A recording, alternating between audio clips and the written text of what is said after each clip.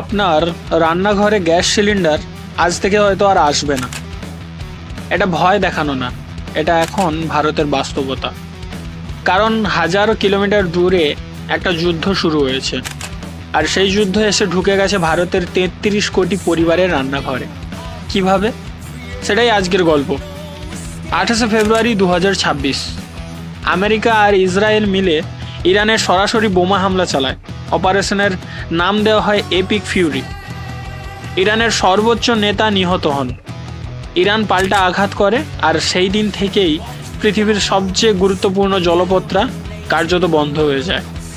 Hormuz প্রণালী মাত্র 34 kilometre চওড়া, কিন্তু এই 34 কিলোমিটার দিয়েই প্রতিদিন পৃথিবীর 20% তেল আর গ্যাস পার হয়।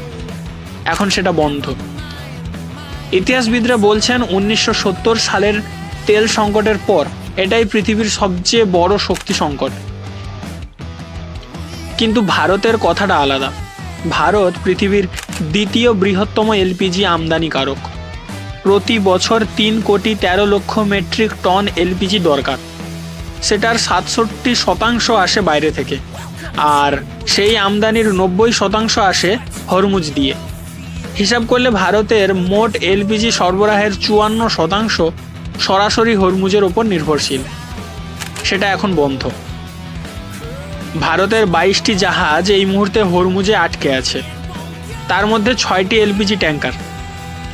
মার্চের প্রথম 2 সপ্তাহে ভারতের এলপিজি বিক্রি কমেছে গত বছরের তুলনায় 17%, আর গত মাসের তুলনায় 26%। তামিলনাড়ুতে প্রায় 10,000 রেস্তোরাঁ বন্ধ। মুম্বাইয়ে বেনে দোসা রেস্তোরাঁ মেনু থেকে দোসা তুলে দিয়েছে, কারণ শেষ সিলিন্ডারটাও শেষ হয়ে গেছে। গুজরাটে 98% ইঞ্জিনিয়ারিং কারখানা বন্ধ। মহারাষ্ট্রে 50% সার কারখানা, অ্যালুমিনিয়াম, সেমিকন্ডাক্টরের ব্যবহৃত হিলিয়াম সব থমকে গেছে। তেলের দাম ব্যারেল প্রতি $126 উঠেছে। 4 বছরে প্রথমবার $100 পার হয়েছে 8 মার্চেই। ভারত সরকার জরুরি পদক্ষেপ নিয়েছে। 4টি খাতকে সর্বোচ্চ অগ্রাধিকার দেওয়া হয়েছে: বাড়ির রান্না, সিএনজি, হাসপাতাল, পাইপলাইন। বাকি শিল্প খাত পাচ্ছে কম।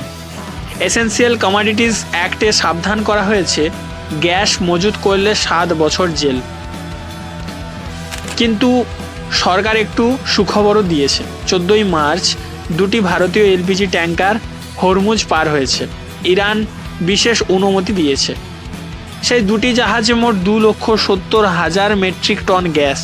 কিন্তু ভারতের মোট চাহিদার তুলনায় এটা খুবই সামান্য।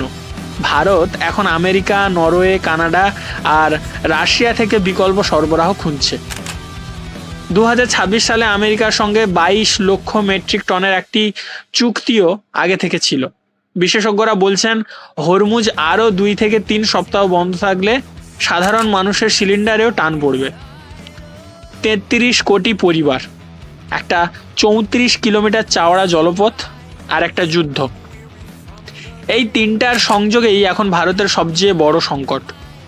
ভারত এত বছর জানতো এই নির্ভরতা বিপজ্জনক, তবু কিছু করেনি।